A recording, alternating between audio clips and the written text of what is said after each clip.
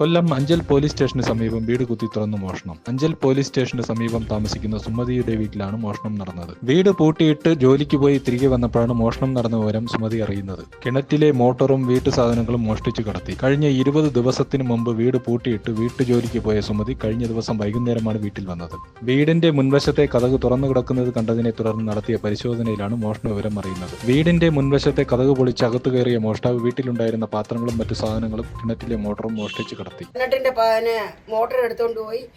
വീട്ടിൽ കിടന്ന അലുമിനിയം പാത്രങ്ങൾ മൊത്തവും പോയി. എൻ്റെ ഒരു പെട്ടിയിലിരുന്ന് തുണി പെട്ടിയോടെ എടുത്തുകൊണ്ട് പോയി. കട്ടിൽ പിടിച്ച് അകത്ത് കിടന്ന വെളിയിൽ പിടിച്ചിട്ടേക്കുന്നു. കട്ടിൽ വെളിയിൽ പിടിച്ചിട്ടേക്കുന്നു.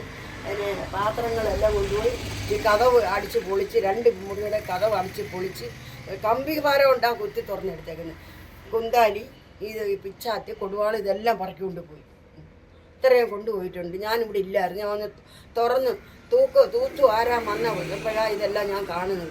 എൻ്റെ ആദ്യം അങ്ങ് എരിയോ ചെയ്യുന്നത്.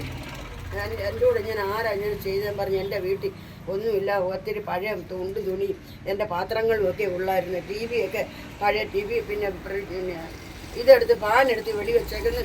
സംഭവത്തിൽ സുമതി അഞ്ചൽ പോലീസിൽ പരാതി നൽകിയതിനെ തുടർന്ന് പ്രദേശത്തെ CCTV ദൃശ്യങ്ങൾ ശേഖരിച്ച് മോഷ്ടാവിനെ കണ്ടെത്താനുള്ള ശ്രമം അഞ്ചൽ പോലീസ് ആരംഭിച്ചു.